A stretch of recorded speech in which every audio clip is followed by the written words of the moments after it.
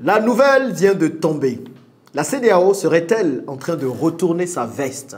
La CEDEAO serait-elle en train de donner raison aux pays de l'AES qui ont décidé il y a quelques mois déjà de quitter cette organisation? La CEDEAO serait-elle en train de faire volte-face suite à une décision importante qu'elle avait prise contre un pays de l'AES? C'est ce qu'on pourrait croire suite à la nouvelle que je viens à peine d'apprendre, que je vais partager avec vous dans cette vidéo. Une nouvelle clairement qui nous montre finalement que cette organisation sous-régionale peut-être est encore en train de se chercher et ne s'est pas encore retrouvée. Vous comprendrez en regardant cette vidéo que l'adage qui dit « Avant de serrer le cou de ton adversaire, il faut d'abord te rassurer qu'il ne tient pas ton entrejambe » prend tout son sens. Asseyez-vous confortablement, abonnez-vous et c'est parti.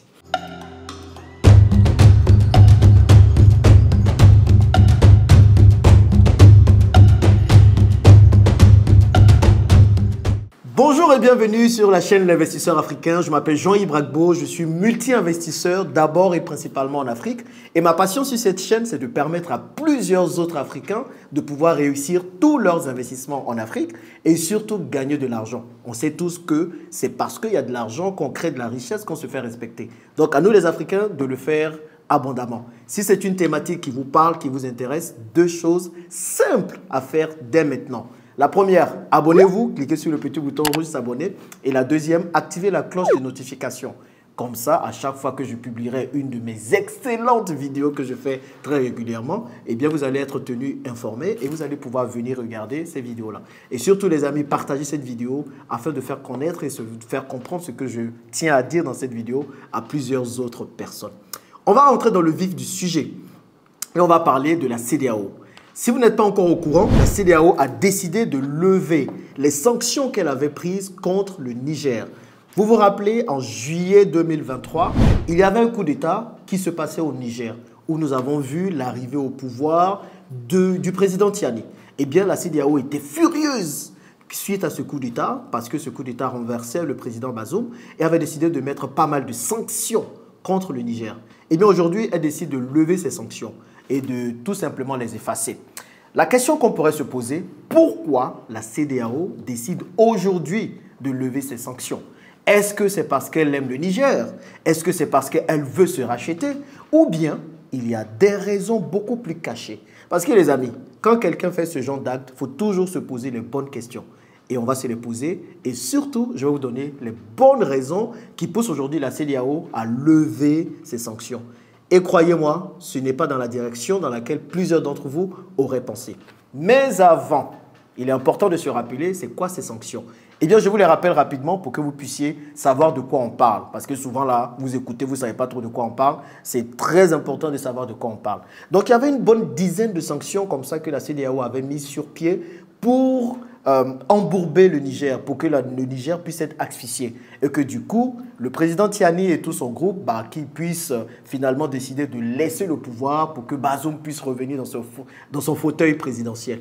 Eh bien, c'était mal connaître le Niger, qui a compris que si quelqu'un ne veut pas de toi, il faut voir avec qui tu peux t'associer. Eh bien, le Niger a vu que finalement, le Mali aussi était un peu rejeté par la CEDEAO, le Burkina Faso était rejeté par la CEDEAO. Eh bien, ces trois pays, Mali, Niger, Burkina Faso, ont décidé de se réunir dans l'AES. Ils ont claqué la porte de la CEDEAO récemment et de pouvoir compter eux aussi.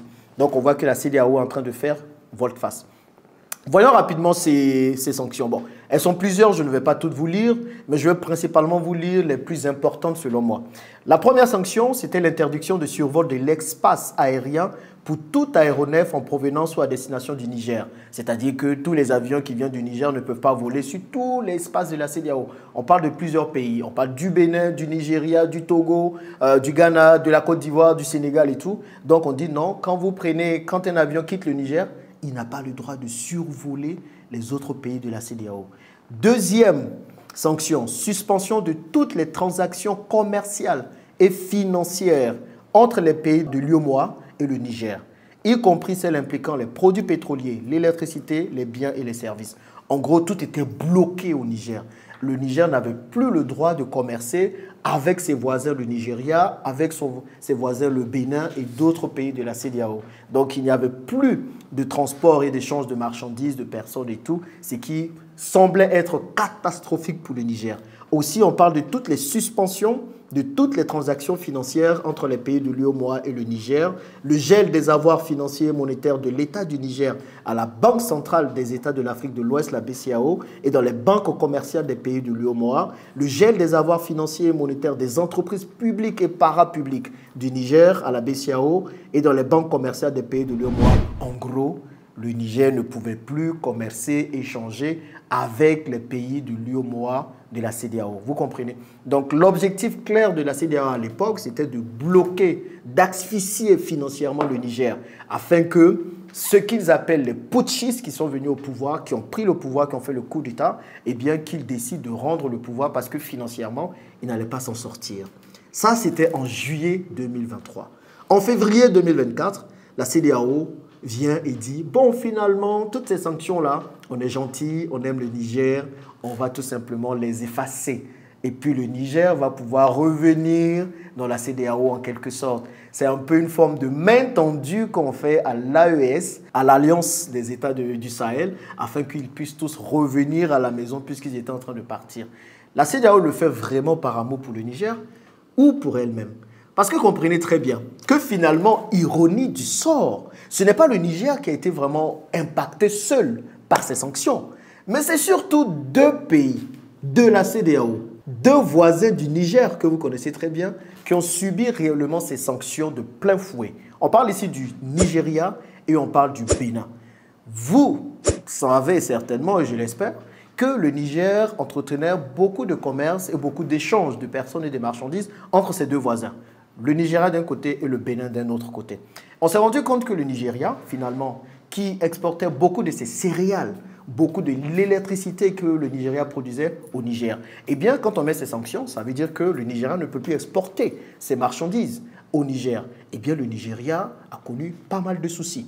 Le premier souci, au niveau des transports, on s'est rendu compte qu'il y a des camions qui transportaient des marchandises depuis le Nigeria, qui transportaient des céréales, par exemple, depuis le Nigeria. Eh bien, quand les sanctions ont été mises en place, ces marchandises et ces camions étaient bloqués dans le nord du Nigeria. Eh bien, beaucoup de ces denrées ont finalement péri. Vous comprenez bien. Et donc, ce sont des commerçants qui se sont finalement révoltés, qui ont dit et qui ont fait comprendre à Tinubu que finalement, cette histoire-là, ça nous fatigue un peu parce qu'on ne peut plus commercer avec le Niger. Regardez, nos camions sont bloqués, on ne peut plus avancer, mais qu'est-ce que c'est que ça? Et donc, ils ont commencé à dire au président nigérien de lever ces sanctions parce que le président nigérien, il était très à fond dans ces histoires de sanctions-là. Il voulait absolument qu'on mette des sanctions sur le Niger et tout. C'était sa façon à lui de pouvoir imposer un peu la volonté de la CEDEAO au Niger. Eh bien, il s'est rendu compte au final que c'est lui-même, ses commerçants, c'est sa population, surtout celle du Nord, qui commençait à en pâtir. Deuxième chose qui a vraiment frappé le Nigeria de plein fouet, c'est tout simplement un projet ferroviaire qui était censé relier Marodi à Kano. Kano se trouve au Nigeria, Marodi au Niger. C'était un projet de chemin de fer de plusieurs kilomètres qui était censé relier ces deux villes-là et faciliter un peu les échanges commerciaux entre le Nigeria et le Niger. Bien sûr, la frontière est fermée. On ne peut plus construire de chemin de fer. Eh bien, c'était plus le Nigeria qui avait plus à gagner dans cette histoire parce que cela permettrait au Nigeria d'écouler pas mal de ses marchandises au Niger. On revient encore au problème économique. Donc, le Nigeria voit que finalement, ce chemin de fer est bloqué. Cela n'arrange pas le pays. Forcément, les responsables qui étaient en charge de ce projet parlent un peu au président Tinubu également pour dire, bah, gars, il faut voir cette histoire de sanctions, d'embargo et tout, parce que nous, ça ne nous arrange pas. Donc, il faut vraiment faire tout pour faire passer à la CEDEAO une loi qui va dire qu'on va lever les sanctions contre le Niger pour qu'on puisse continuer à commercer. Et troisième grand projet qui est bloqué par cette histoire, et je pense que c'est le projet qui a vraiment poussé le président du Nigeria à dire bon, on va lever les sanctions, c'est tout simplement le grand projet de gazoduc qui était censé relier le Nigeria à l'Algérie afin de pouvoir produire du gaz aux pays européens. Fournir du gaz aux pays européens. Eh bien, c'est un gazoduc long de plus de 4100 km et qui valait à peu près 30 milliards de dollars. Eh bien, ce projet a été totalement arrêté avec le coup d'État au Niger. Et donc, Tinubu voit cela d'un mauvais œil. Il pensait, avec les sanctions, pouvoir arrêter ce qu'ils appellent la junte au pouvoir et reprendre le pouvoir, le donner à Bazoum pour continuer ce projet. Ce projet étant arrêté, On se dit bien que ceux qui devaient bénéficier de ce pétrole, qui sont les Européens, peut-être qu'ils mettent un peu de tension pour que finalement on lève les sanctions pour continuer. Parce qu'à la fin de la journée, les gens veulent juste faire du commerce, les gens veulent gagner de l'argent. Donc s'ils se rendent compte qu'ils n'arrivent pas à gagner de l'argent, ça devient compliqué. Donc toutes ces pressions-là pèsent sur le président du Nigeria qui finalement dit « Bon, est-ce que ce n'est pas bien de lever les sanctions ?» Le truc, c'est qu'il n'est pas seul. On a de l'autre côté le Béninois, Patrice Talon, le président béninois, qui lui aussi voit sa population souffrir de cette histoire, quasiment des mêmes soucis, parce que le Bénin aussi commerce énormément avec le Nigeria, vous comprenez bien. Donc, on a le nord du Bénin qui communique avec le Niger plutôt, et donc il y a pas mal de commerce qui se fait entre les deux pays. Eh bien, les commerçants du nord du Bénin souffrent de ça, et ils interpellent aussi le président Talon pour dire bah, « Président, il faut agir, il faut intervenir parce que, bon, vous avez mis des sanctions contre le Niger, mais nous, on n'arrive plus à manger, c'est compliqué. » C'est peut-être ce qui a poussé le président Talon à faire sa dernière sortie sur la CEDEAO que vous avez certainement vue, dans laquelle il disait « Bon, finalement, quelle est la position de la CEDEAO? On ne sait pas trop, qu'est-ce que la CEDEAO doit faire et tout. » Je vous mets un extrait, regardez et vous allez apprécier vous-même. Nous sommes les premiers à vouloir que les sanctions s'arrêtent. Moi, je suis pressé d'enlever les sanctions. Ça parce que ça pose des préjudices graves au Bénin. Non. Et je veux que les Béninois le sachent, ça. Ça cause des préjudices au Bénin, c'est sûr. Mais ça cause plus de préjudices au Niger qu'au Bénin. Nos frères nigériens souffrent plus que nous de ce qui se passe. Et ce sont nos frères et sœurs. Donc, il est temps pour nous de lever ces mesures-là qui n'étaient pas destinées à durer. Donc, face à tout ça, on se demanderait ce que veut la CEDEAO. Parce que rappelons-nous, les amis, la CEDEAO à la base était censée être juste une union économique qui était censée permettre des accords bilatéraux entre les différents pays membres de l'association. Et au fur et à mesure, elle est finalement devenue une force politique, une forme de maintien de la paix, de maintien de la démocratie qui devrait se rassurer que les pays membres étaient démocratiques et assuraient des élections démocratiques.